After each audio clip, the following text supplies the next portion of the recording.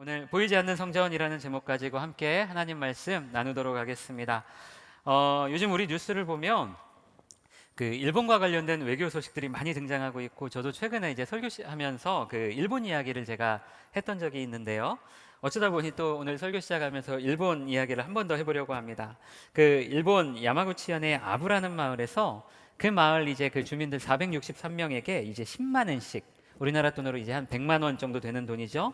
이런 어떤 지원금을 각각 지원하기로 했는데, 이제 실수로 한 남성에게 이 존 전체가 그냥 몰빵이 되는 사건이 있었습니다.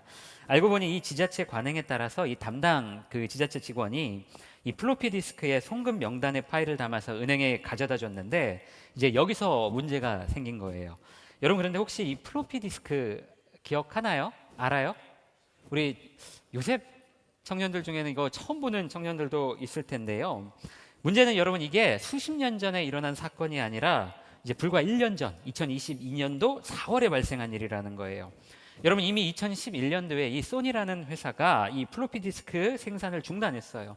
그런데도 여전히 이 플로피 디스크를 사용하고 있고, 또 인터넷 송금이 아니라 직원이 직접 은행에 가서 송금 업무를 한다는 것에 이제 일본 사회도 꽤나 이 충격을 받아서 이제 화제가 되었던 적이 있습니다. 여전히 이처럼 일본 사회는 여전히 이 아날로그적인 삶의 방식에 좀 집착하는 모습을 좀 보이곤 하는 것 같아요. 여전히 신용카드보다는 현금을 선호하는 사람들이 다수이고요. 또 직장과 관공서의 중요 업무 문서도 이 컴퓨터 파일이 아니라 종이 문서로 보관하는 문화가 지금도 지배적이라고 합니다. 여러분, 최근에 한 번은 이 도쿄 근처에서 발생한 지진이 있었어요. 그 발생한 지진이 있어서 이제 그 기상청 관계자가 방송에 나와 브리핑을 한 적이 있는데, 기껏 이 준비한 TV 스크린 속에는 이 PPT 파일이나 어떤 다른 파일이 아니라 프린트한 A4 용지를 사람이 손으로 이렇게 넘기는 장면이 방송에 나와서 이게 큰 화제가 된 적이 있습니다. 또 이건 제가 최근까지 일본에서 직장 생활하다가 돌아온 청년에게 제가 직접 확인을 한 내용인데요. 여러분, 뭐 직장 생활하는 청년들이 있지만 우린 지금 뭐 기업뿐만 아니라 뭐 대부분의 관공서도 이미 다 뭘로 결제하죠? 이제 전자문서 결제 시스템이라고 해서 자기가 이제 그 시스템에 이제 문서를 올리면 상급자가 결제를 하고 이제 착착착 이제 끝나는 거잖아요. 여러분, 그런데 일본은 지금 대기업, 중소기업 할 것 없이 여전히 이 도장 문화를 벗어나지 못하는 회사가 참 많이 있습니다.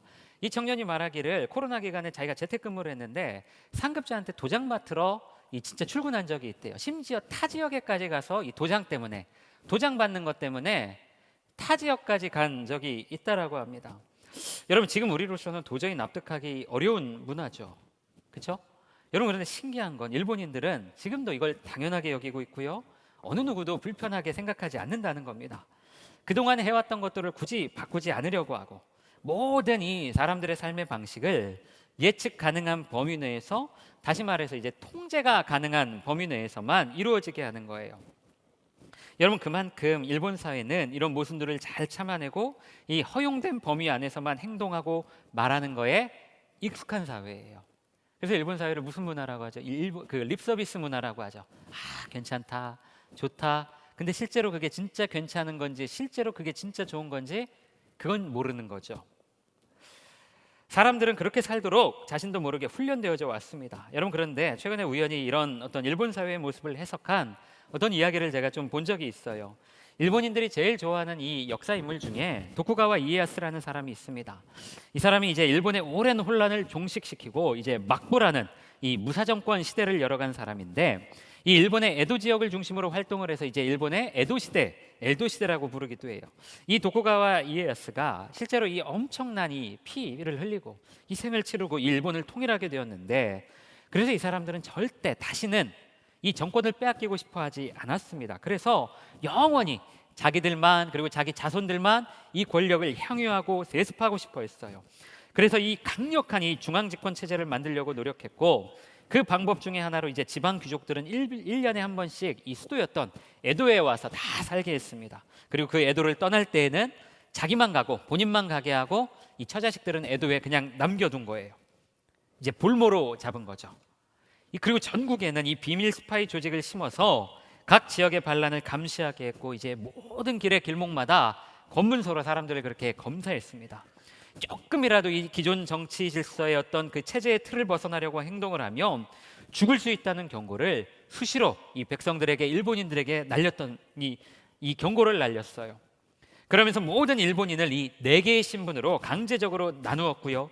그렇게 모든 사회 구성원들은 이 신분제도 하에서 자신의 위치에서 그 세세하게 부여된 직무와 의무를 수행해야만 했습니다. 절대 그 선을 넘어가는 행동을 하면 안 되었고요. 이런 시스템이 거의 300년 가까이 일본 사회를 떠받치게 되었어요. 여러분, 그런데 신기한 건 이런 통제와 억압이 사람들을 폭발하게 만든 게 아니라 일본 사회의 어떤 그 평화와 안정, 그리고 어떤 높은 치안 수준을 가져다 주게 된 겁니다. 그리고 그때부터 일본인들은 이 막부 정권이 만든 사회 시스템에 익숙해졌고요. 칼을 차고 다니던 이 사무라이 계급을 흡수했던 관료 사회는 절대적인 이 상명하복에 입각한 이 경직된 이 구조가 될 수밖에 없었습니다. 여러분, 대충 이런 내용들이었는데, 물론 뭐 이 논리 하나로 그 일본 사회를 다 설명할 수는 없겠지만 그 제가 볼 때 상당히 설득력이 있었어요. 익숙해져 버린 체제와 질서, 그리고 그 익숙해진 어떤 그 체제에 대한 성공을 맛본 일본인들이 굳이 자신들에게 이 유리하고 익숙해진 그 질서를 바꾸고 싶어 하지 않았을 것 같습니다. 여러분, 오늘은 기독교 절기 중에 이 종려주일이라고 부르는 날입니다. 요한복음 12장에 보면 이 예루살렘에 입성하시는 예수님을 보면서 사람들이 호산나 다윗의 자손이여 찬송하리로다 막 그렇게 찬양을 해요. 여러분, 종려나무는 당시 문화권에서 승리를 상징하는 그런 식물이었는데, 그래서 그리스 로마 신화에 나오는 그 승리의 여신이죠, 니케, 그 니케의 그 상을 보면 왼손에는 이 월계관, 그리고 오른손에는 이 종려나무 가지를 들고 있어요. 아마도 이 로마의 압제 속에서 신음하던 사람들이 그동안 이 소문으로만 들었던 예수님을 직접 보게 되면서 그동안 이 자신들이 어떤 억눌렀던 그 마음이 그런 어떤 소망과 기대로 변한 것 같습니다. 여러분, 그런데 이런 백성들과는 달리 예수님의 등장이 그냥 마냥 좋지만은 않았던 사람도 있었던 것 같아요. 제가 메시지 서두에 언급했듯이 여러분, 일본은 원래 우리나라보다 훨씬 더 먼저 이 기독교가 전파된 나라입니다. 엔도 슈사쿠의 이 침묵이라는 소설을 보면 실제로 이런 이야기가 굉장히 잘 등장을 해요. 17세기 초에 이 포르투갈 출신의 이 선교사들이 대거 일본으로 이렇게 넘어가게 되는데, 당시에 이 기득권 세력들의 억압과 가난으로 고통받던 백성들에게 이 예수님이 전해주시는 천국 메시지가 얼마나 큰 소망이 됐겠어요. 그래서 이제 기하급수적으로 이 예수 믿는 사람들이 늘어나게 됩니다. 여러분, 그런데 이 에도 막부는 이 기독교가 자신들의 이 정권과 체제 유지에 큰 위협이 된다고 보았고요. 그때부터 아주 잔인하게 이 사람들을 색출하고 학살하기 시작합니다. 이 침묵이라는 소설에 보면 이 내용이 아주 잘 등장을 하는데요. 여러분, 이처럼 과거 역사 속에서 기독교가 막 사람들에게 아니면 그 정권에게 환영받으면서 들어왔던 적은 거의 없어요.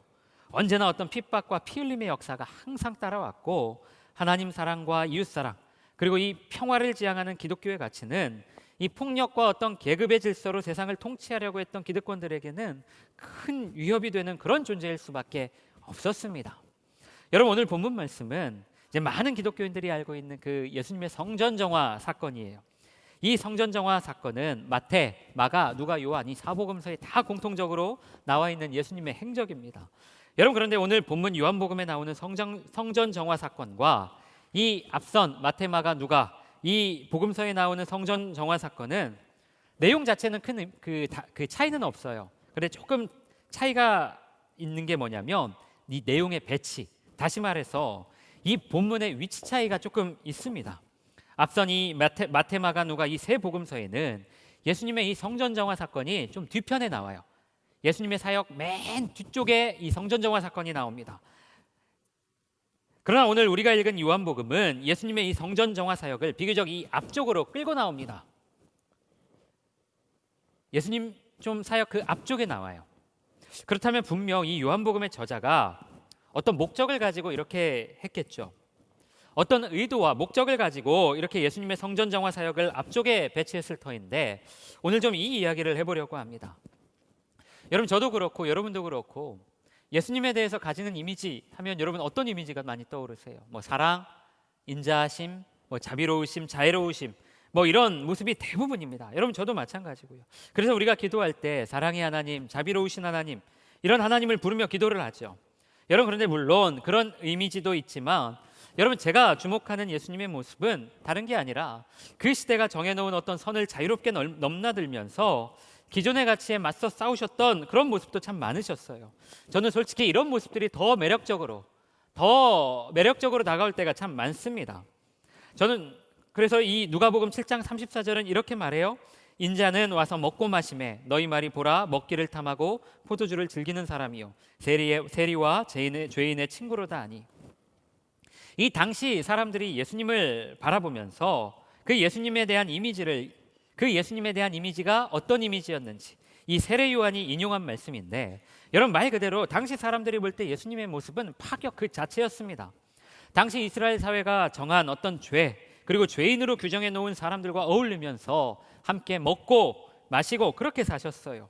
그리고 이런 모습들은 당시에 그 선지자로 불렸던 세례 요한조차 예수님이 진짜 하나님이 보내신 메시아가 맞나? 진짜 예수님 메시아 맞나? 이 세례 요한조차 예수님에 대해서 의심하게 됩니다.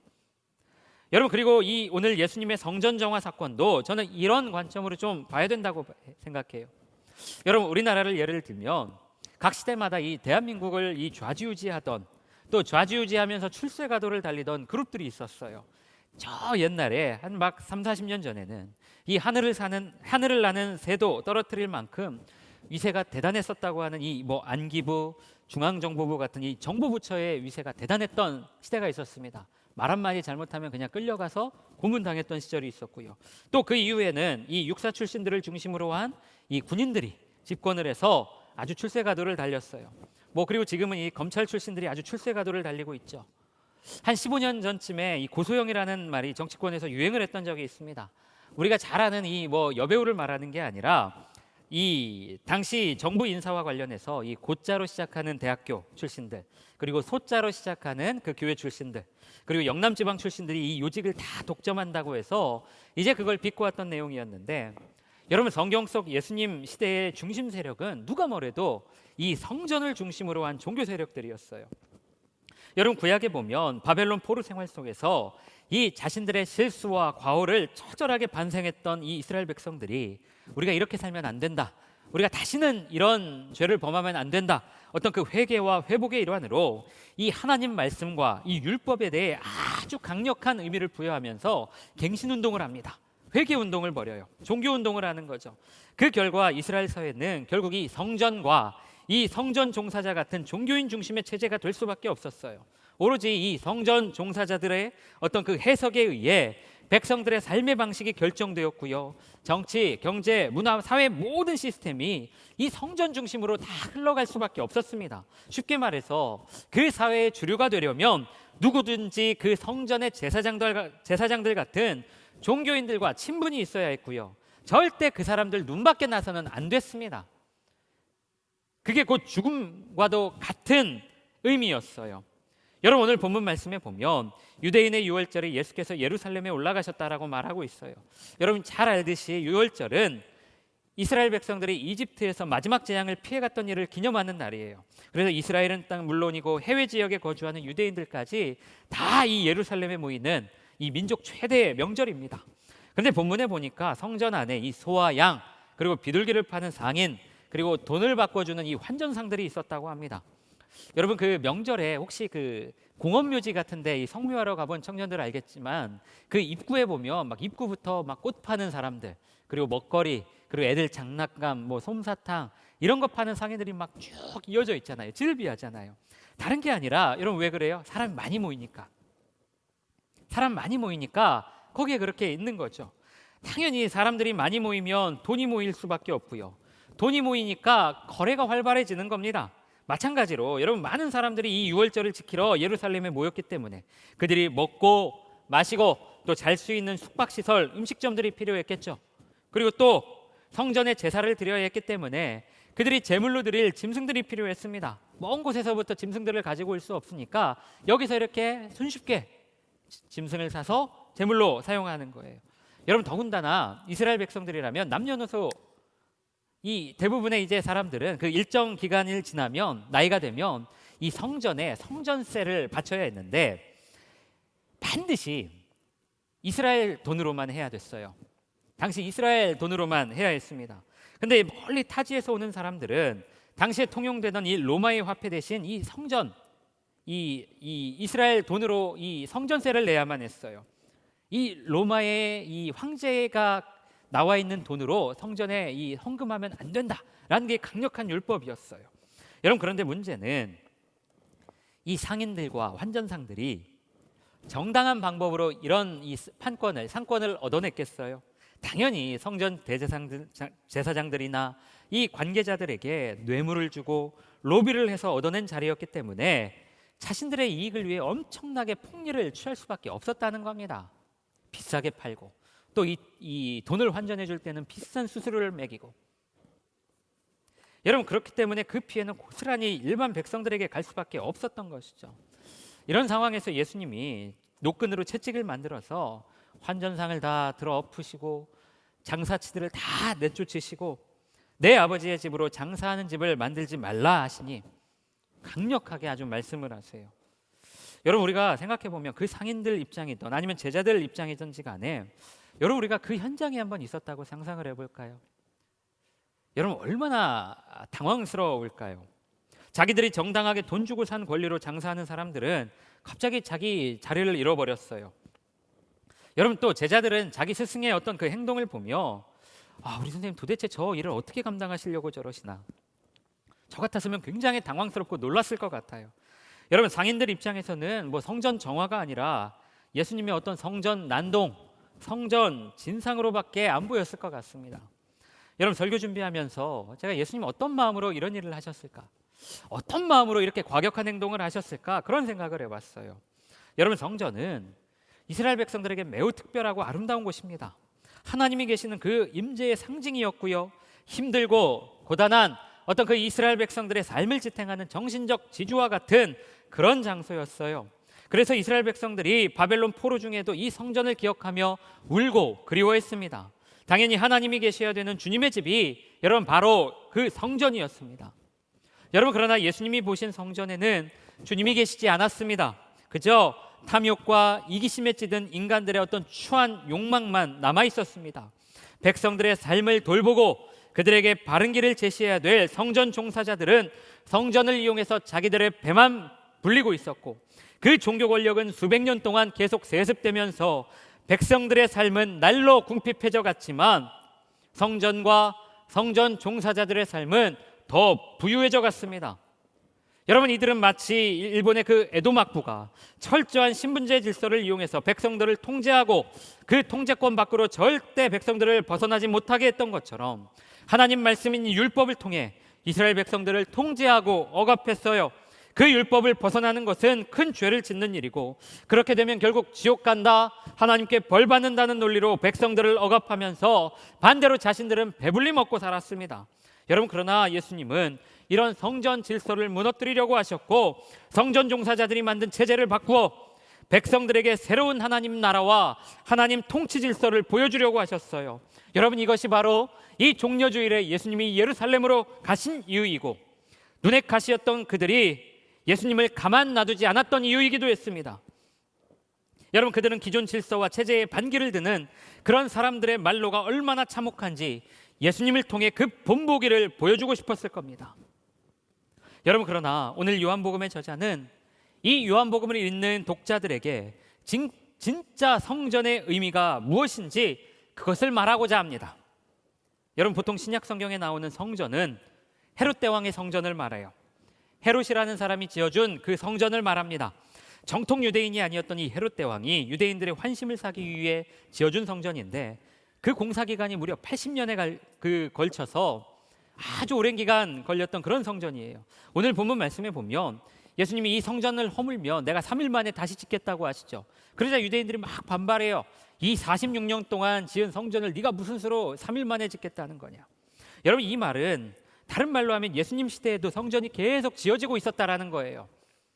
그만큼 의리의리하고 화려한 그런 성전이었던 것 같아요. 여러분, 그런데 보통 이 요한복음이 쓰여진 연대를 AD 90년 전으로 봅니다. AD 90년 전으로 봐요. 그런데 이 헤롯 대왕이 지은 성전은 그 앞선 AD 70년에 잿더미가 됩니다. 로마에 의해 완전히 파괴가 돼요. 성전이 완공된 지 한 7, 8년 만에 성전이 그냥 다시 무너집니다. 여러분, 그렇다면 이 요한복음이 쓰여질 당시에 성전이 있었을까요? 아니, 없었습니다. 요한복음이 쓰여질 당시에는 예루살렘에 성전이 없었어요. 그 이후에 요한복음이 쓰여진 겁니다. 그렇다면 결국 이 요한복음의 저자가 오늘 이 본문을 통해 말하고 싶었던 진짜 메시지는 너희들이 자랑하고 너희들이 사랑했던 그 크고 화려했던 성전이 진짜 성전이 아니라 유대인들이 십자가에 못 박으며 무능하다고 욕했던 예수님 그 자체가 성전이셨고 우리가 예배하고 경배할 대상이라는 것을 이 저자는 지금 이 말씀을 통해 말하고 있는 겁니다. 건물로 된 성전은 전쟁으로 사라졌지만 그럼에도 보이지 않는 성전이 우리에게 그리고 너희들에게 있다라는 것을 말하고 싶었어요. 그래서 굳이 예수님의 이 성전 정화 사건을 예수님의 사역 맨 뒷부분이 아닌 굳이 이 앞으로 끌고 온 겁니다. 성전을 무너뜨리면 내가 사흘 만에 다시 이 성전을 세우겠다라는 예수님의 말씀을 이곳에 배치한 거예요. 세상에는 많은 신이 있고 세상에 많은 거룩한 것들이 있지만 예수님만이 예배받으시고 경배받으실 참 신이시고 성전 그 자체라는 것을 이 요한복음의 저자는 이 메시지를 끌고 오면서 말하고자 했습니다. 여러분, 성전 종사자들은 성전 안에서 마치 하나님을 예배하는 것처럼 가장하며 실제로는 자기 배를 불리고 있었고 하나님이 아닌 돈을 숭배하면서도 그것이 부끄러운 일인 줄 몰랐습니다. 여러분, 그러나 예수께서는 자기 목숨을 희생하면서까지 사람들에게 자유를 주려고 하셨어요. 그동안에는 야, 니들 절대 그 선을 넘으면 안 된다. 니들 그 선 넘으면 죽는다. 너희들에게 허락된 범위 안에서만 살아라. 이렇게 통제받으며 그것이 고통인 줄도 모르고 살았던 사람들에게 이제 너희들 그 선 넘어가도 괜찮아.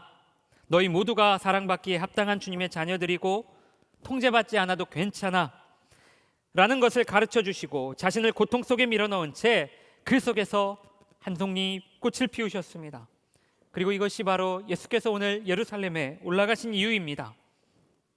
사랑하는 청년들, 오늘 여러분과 제가 사는 이 시대가 교회라는 이름으로 지어진 화려한 건물과 그 안에 채워지고 있는 수많은 조명들, 사운드, 그런 것들에 취해서 정작 그 너머에 계신 하나님을 발견하지 못하고 있는 것은 아닌지 한번 생각해 봤으면 좋겠습니다.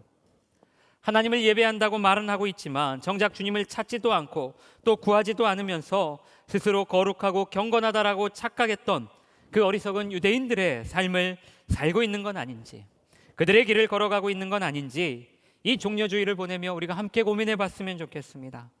하나님은 보이지 않았고 인간의 탐욕만 남았던 그 유대 사회의 성전을 기억하며 여러분, 우리가 스스로에게 한번 질문해 봅시다. 오늘 저와 여러분이 사랑하고 찬양하는 그 아름다운 성전은 유대인들이 보았던 그 아름답고 화려했던 성전입니까? 아니면 사람들이 무능하고 힘이 없다고 욕하면서 손가락질했던, 그리고 십자가에 못 박았던 어린 양 예수입니까? 오늘 저와 여러분이 예배하고 있는 대상은 내 마음의 위로와 안정 그리고 평화를 가져다 주기 위해 오신 예수님이십니까? 아니면 자신을 향한 그 수많은 기대와 소망을 꺾으시고 아버지 하나님이 보내신 길을 가기 위해 그 모든 조롱과 모욕을 당하며 외로이 골고다로 가신 그 예수님이십니까? 한 주 동안 이 질문에 스스로 대답할 것을 찾고자 애쓰고 노력하는 저와 우리 모든 청년들 되시기를 진심으로 기도합니다. 할렐루야. 함께 기도하겠습니다. 사랑의 주님, 예루살렘으로 들어오시는 그 예수님을 향해 울려 퍼진 찬송과 환호가 저주와 모욕으로 바뀌기까지 그리 오랜 시간이 걸리지 않았음을 봅니다.